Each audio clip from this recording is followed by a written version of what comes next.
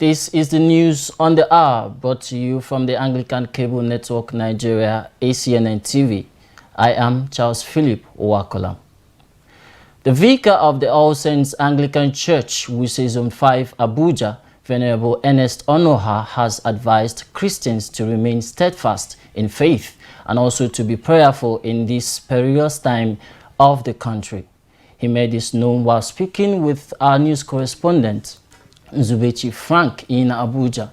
According to him, the country is in a critical and trying time where people are kidnapped for no just cause and murdered in cold blood, but that Christ is the only solution to all this. Hence, Christians ought to remain focused and steadfast in the faith and prayers.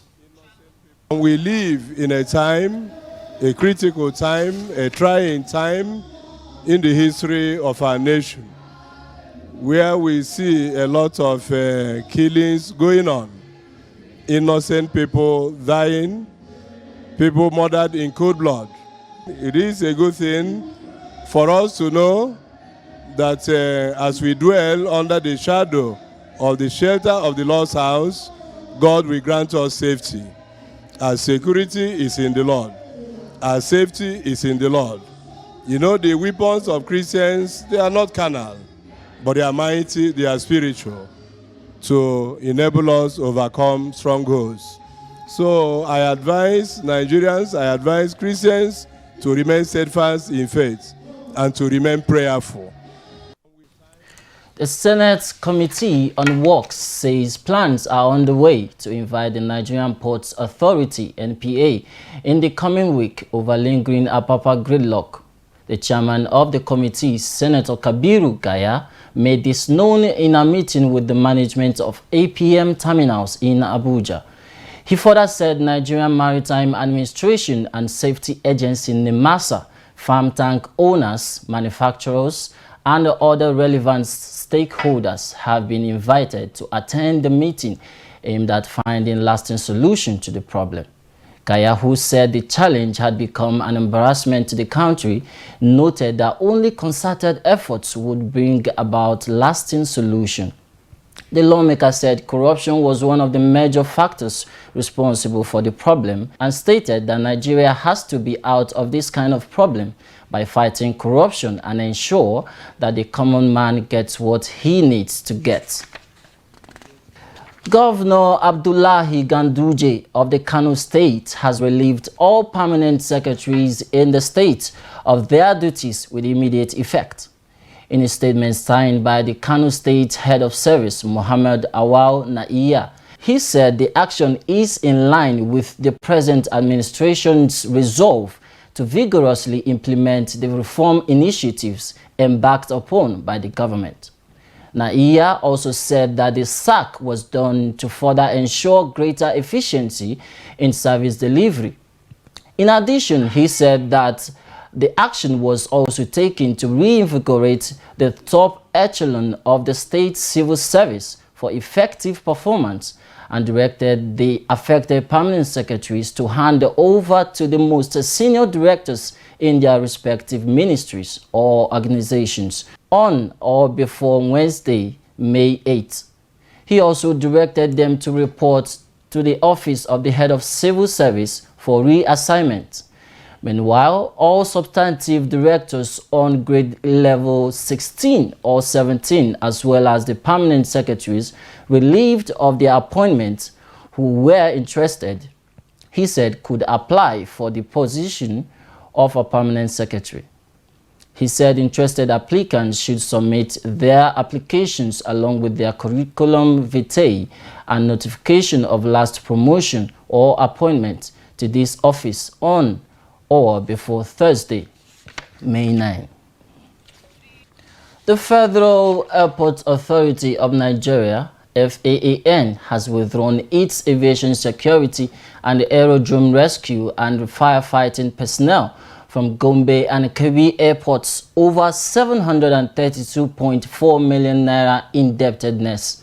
The General Manager, Corporate Affairs, FAAN, Mrs. Henrietta Yakubu, confirmed the development to news reporters, saying the withdrawal of FAAN services from both airports had technically grounded flight operations. According to the airport authority, Gombe Airport, which is owned by the Gombe State government, owes the authority 607.9 million naira, while Kebbi Airport, operated by Kebbi State government, owes 124.5 million naira. FAAN, in a notice to airmen earlier in April, threatened to withdraw its services from the airports and others indebted to agency, and had given them a deadline of April 30 to clear their outstanding debts. The agency had noted that it could no longer keep the personnel at the airports working without payment by the operators and owners. We shall now go on a short commercial break. News on the hour continues in a moment. Please stay tuned. ACNNTV is one of the vibrant tools for the growth of the church. Shake off your lukewarm attitude by joining the vanguard for aggressive evangelism. Go and get your decoder so you can keep watching ACNN and start appreciating more. The Anglican mode of worship is free to air viewing and available for as low as 15,000 naira at any satellite shop close to you. God bless you as you watch ACNN. In Jesus' name. Thanks for staying tuned. For more on our top stories, please visit our website at acnntv.com or youtube.com/ACNNTV. To be up to date with our news and other programs, download the ACNN app for Android from Google Play Store.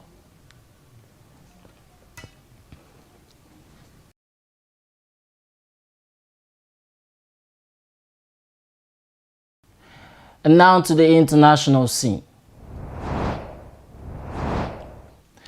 Archbishop Foley Beach, primate of the Anglican Church in North America, and the Archbishop Nicholas Oko, primate of the Church of Nigeria Anglican Communion, have signed an agreement regarding the status of the convocation of Anglicans in North American dioceses in both provinces.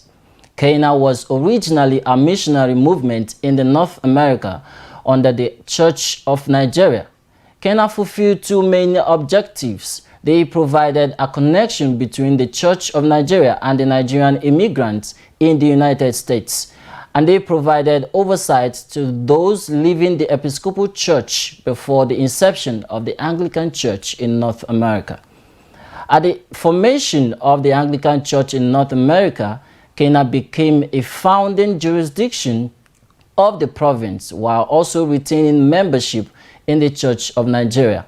Eventually, Cana subdivided into dioceses who applied and were received as dioceses of the Anglican Church in North America, with their bishops having seats, voice, and a vote in the Anglican Church in North America, College of Bishops, and in the Church of Nigeria. The agreement provides that Cana become solely a mission of the Church of Nigeria, but allows each of the three dioceses, Cana East, Cana West, and Trinity, to make its own decision regarding its provincial relationships. Each diocese will amend its constitution and canons as necessary and may request to be a ministry partner of the alternative province. This agreement enables a diocese which desires to emphasize reaching expatriate Nigerians to have a direct connection with the Anglican Church of Nigeria, and it allows a diocese with a broader ministry focus to remain directly connected with the Anglican Church in North America. Archbishop Beach commented on the situation, saying this agreement helps the Acnn honor the desire of Nigerian brethren in North America to remain connected with the Church of Nigeria while providing for future ministry partnership. The diocesan bishop of the Anglican Diocese of Cana West, His Lordship, the Right Reverend Felix Orji, has expressed his joy over the new agreement signed between the Church of Nigeria and the Anglican Church in North America by the Primate of Anglican Church in North America, the Most Reverend Foley Beach, and the Primate of the Church of Nigeria, the Most Reverend Nicholas Oko. According to Bishop Orji, the agreement does not promote the idea that Kenya is pulling out of Acnn, but instead it clarifies that Kenya is now solely under the Church of Nigeria with the desire to be in the ministry partnership with Acnn and will continue to work in the spirit and mind of Christ for the good of the church, stressing that the mission of Kenya has always been to reach out to everyone in the North America, both Nigerians and non-Nigerians who wished to be part of the faithful Orthodox province. It would be recalled that Archbishop Foley Beach, Primate of the Anglican Church in North America, and Archbishop Nicholas Oko, Primate of the Church of Nigeria, recently signed an agreement regarding the status of the convocation of Anglicans in North America in both provinces. Bishop Orji also urged everyone to resist the idea that Kenya is strictly for Nigerians, adding that Kenya is part of Anglican Communion as it is a mission of the Church of Nigeria in partnership with Acnn. President Donald Trump of the United States of America has said that his administration was making religious freedom a priority, including helping to have people once again proclaim God and to observe Christian festivities without being harassed. President Trump touted these efforts of his to advance religious liberty at a National Day of Prayer ceremony held at the White House Rose Garden. He noted that Americans are so proud to be using the beautiful word God again, and that they are not hiding from it, and they are not being told to take it down. Trump also argued that his campaign and later his administration helped to encourage greater usage of the phrase Merry Christmas instead of the most secular Happy Holidays. He went further to claim that he put an end to the Johnson Amendment, a measure which prohibits churches and other non-profits from engaging in political speech and activities.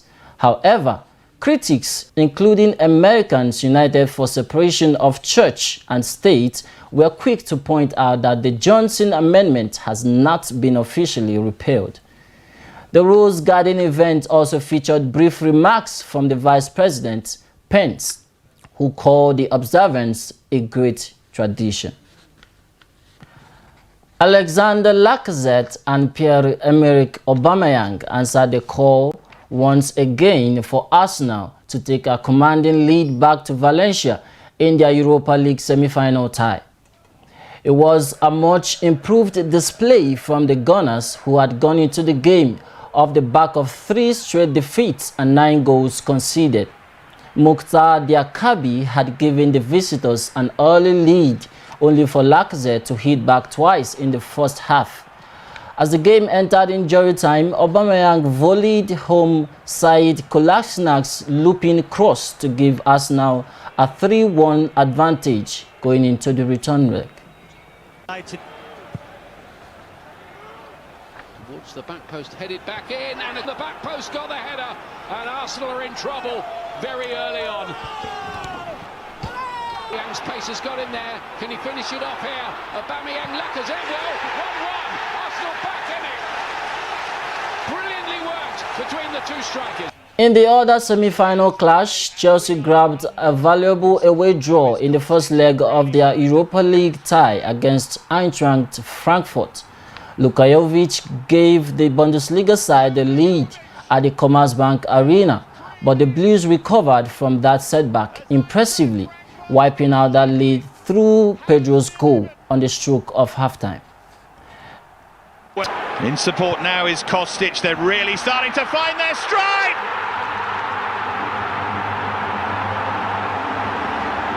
Luka Jovic build pre-match as Eintracht Frankfurt's most likely has delivered. still there, and Loftus-Cheek has done so well to find Pedro. Despite enjoying the better of the second half chances, the Blues were unable to add another, but will return to Stamford Bridge confident of booking their place in May's final in next week's return leg. On a sad note, the Bishop of the Diocese on the Coast, Church of Nigeria, Anglican Communion, Okitipupa Local Government of Ondo State, Right Reverend Joshua Ebonoluwa Ogunele, is dead. The bishop was said to have died in Akure, the Ondo State capital, after a protracted illness. Bishop Ogunele, who was consecrated as Lord Bishop of the Diocese in June 2002, was born in 1950 in Iletutu, Okitipupa local government area of the state. A former vice principal of Unity Secondary School, Odeaye, is survived by wife Felicia Ogunele and 6 children.